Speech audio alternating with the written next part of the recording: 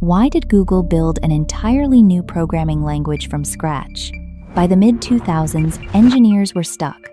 Slow builds, tangled dependencies, brutal concurrency. In 2007, Griesemer, Pike, and Thompson set out to fix it. Announced 2009, Go 1.0 shipped 2012. It's just Golang stuck around only because go.org was already taken. Go compiles straight to machine code, no VM, no interpreter. One binary, ready to run. Every type is checked before the program runs. Mistakes get caught at compile time. And it compiles fast. Code bases with millions of lines build in seconds. Just 25 keywords, one formatter Go FMT, simple enough to read on day one. Code ships in packages. Go modules, since Go 1.11, lock every dependency to an exact version. Go's superpower, the Goroutine a featherweight thread. Run hundreds of thousands.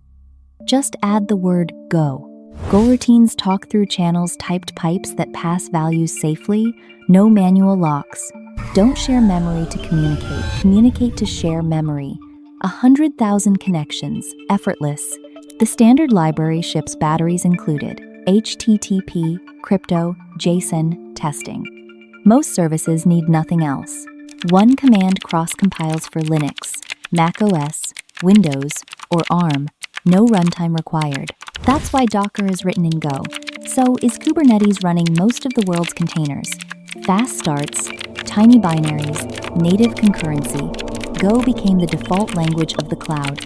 Google, Uber, Docker, Cloudflare, Twitch modern infrastructure runs on Go.